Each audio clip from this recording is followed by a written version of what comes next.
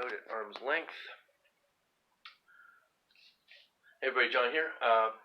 While I was uploading this video that this is now an added introduction to, I learned that the Emergencies Act has been voted on in Ottawa, and with the help of the NDP led by Jagmeet Singh, has passed with some additional powers.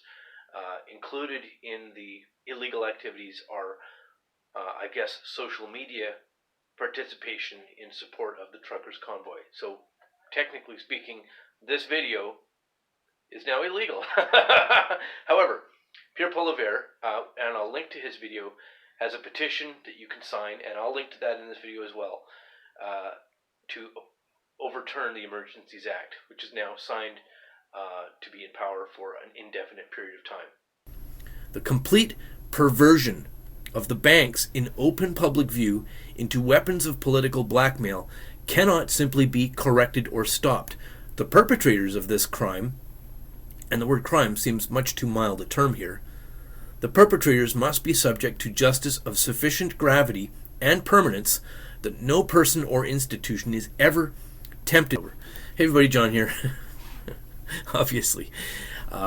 And I have a couple of things. I'm going to read you something. That's the main part of this video, but I have to say a couple of things first.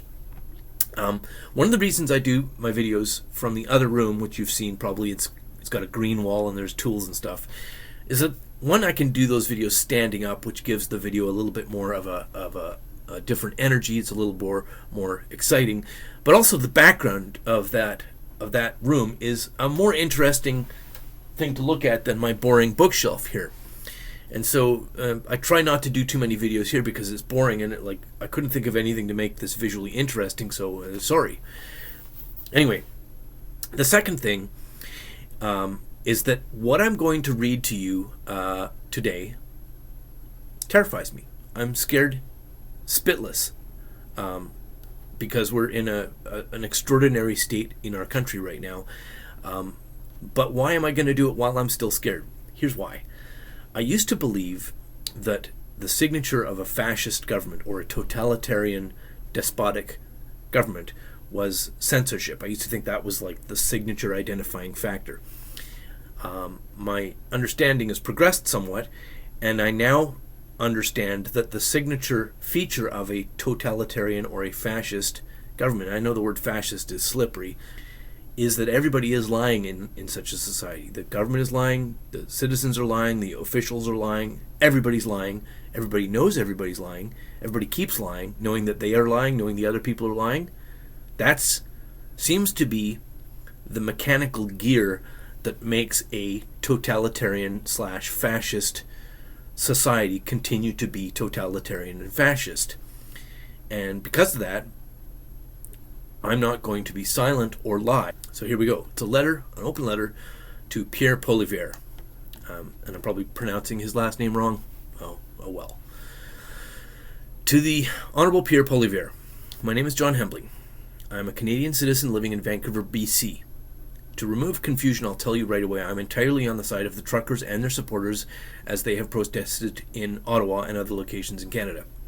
Since the employment economy of the country is in chaos, due, at least in part, to the destructive and arbitrary stop-go game played by various health authorities, I work in a substantial array of different fields. This has certain stresses, obviously, but some benefits as well. And one of those is that I work with a very broad and changing array of other people from many different backgrounds in many different roles. I am not insulated by having only a small pool of daily or weekly co-workers. I am, of course, omitting some details because I know that harassing people for imaginary thought crimes or harassing their employers until they're fired or homeless or suicidal is seen as fair game by social justice orthodoxy for the offense of having a disagreeing point of view or telling the truth. I would not expect that from you, Mr. Poilievere, but more people than you will read or hear this message. I have, though, been a long-time admirer of your criticism of the Liberal Party's mismanagement, incompetence, and corruption as the finance critic. I noted your recent declared intention to run for office of Prime Minister, and I feel some optimism towards that possible outcome. Now, if that seems to you a faint encouragement, then your reading of this is accurate. Like many other Canadians, I will be watching closely. This is no longer a parliamentary democracy. not even a country governed under the rule of law. Maybe you can restore the rule of law and legal norms. The 20th century has several bright examples of the alternative, and it's not good. Justin Trudeau is not singularly the problem. He is simply the amoral opportunist who was available in 2015 as a good-looking celebrity in an expensive suit. Canadians voted him back into office more than 2 times after it was clear to everyone just how empty a vessel he was. Mr. Trudeau is just a symptom. He will, of course, have to become a salutary caution if this country is to return in any recognizable form. I will mention 2 things, which, being observant, you, Mr. Poilievere, may also be aware of, but I think they are both worth noting in a little bit of detail, as Ottawa, where you work, seems to have become a bubble divorced from reality. The Conservative Party, as presently assembled, appears to lack seriousness of purpose. I recently watched a video of Mr. Andrew Scheer, who I misidentified as the former party leader, ask within the House of Commons whether the party could trust Mr. Trudeau to not abuse his newly declared emergency powers. Mr. Scheer asked this question days after the Attorney General and the Deputy Prime Minister had each given media interviews bragging and smirking about their illegal seizure of citizens' bank accounts on the basis of having donated to the truckers' convoy, when those donations were legal and not yet declared ex post facto illegal, which itself is a radical departure from the rule of law. What are the steps to take to spur the police and the Crown prosecution into action? I'm quite sure that scoring rhetorical zingers on the floor of the House is not on the list of those steps. Trudeau's pet RCMP commissioner is nowhere in public sight or mention, as far as I can tell, neither being canvassed to recommend charges to the Crown, nor loudly being asked to resign, since she is a complicit buffer and abettor to the ongoing criminal activity of Justin and his cabinet. It is not just the unserious Mr. Scheer. Your Conservative Party, opposing a minority government, appears to be a limp, ceremonial dancing act. You'd better correct that. I'm aware that with the collaboration of Mr. Jagmeet Singh's federal NDP, Trudeau wields greater force than only a minority, but Mr. Singh is a transparent fraud and charlatan, which your party has neglected to adequately identify to the public. Is it because he wears a turban that you're afraid to criticize him?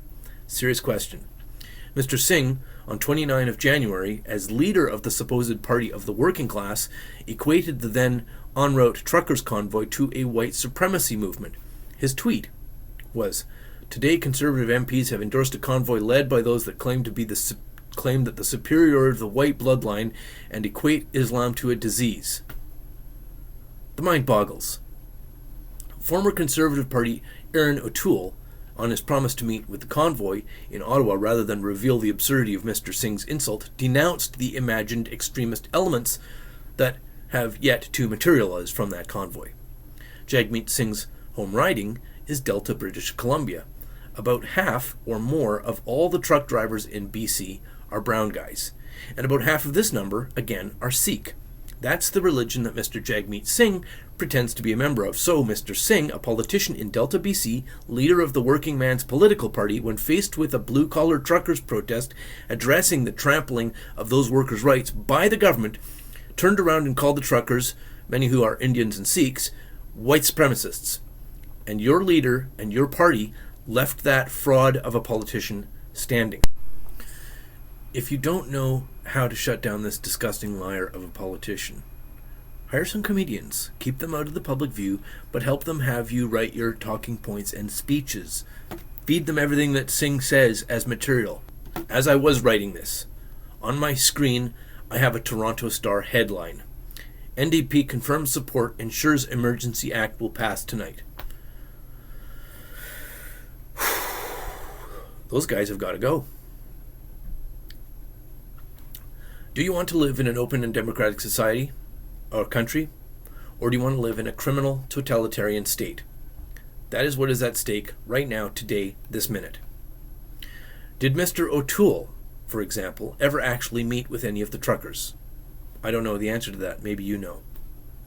Your party, at present, lacks seriousness of purpose. It is a fatal problem, and you will need to fix it. The next issue is that there can be no trust from anyone in the integrity of Canada's banking system. This might even signal the end of this country as a viable polity. As you know, Trudeau invoked the renamed War Measures Act without even presenting a single phony excuse. It's clear, as demonstrated, that this was to silence the serious and real complaint of his 2 years of illegal trampling of civil rights, as well as to quiet all non-obedient political expression using the terror of financial erasure. The Ottawa protest is largely dispersed at this point. The Ambassador Bridge closure is ended. The state of emergency powers persists, though, maybe forever. The federal government is now an outlaw government, a lawless bandit gang. I do not exaggerate. Assuming that there is ever another actual and real election, now that Justin has once financially erased his critics by extrajudicial fiat, why would any future Prime Minister not do the exact same as a matter of convenience? It will not be adequate to simply replace the Liberal Party or replace its leader or its senior members, all of whom are overt, sneering, bragging criminals at this point in time. If the Conservatives or the NDP or any other current party were to replace Trudeau's government, they would use the exact same violence, theft, extortion, blackmail, intimidation, and the lawless tools that Justin Trudeau's Liberals now flaunt so casually. Your party too, Mr. Poilievere, unless you make some very, very serious changes. The complete perversion of the banks in open public view into weapons of political blackmail cannot simply be corrected or stopped.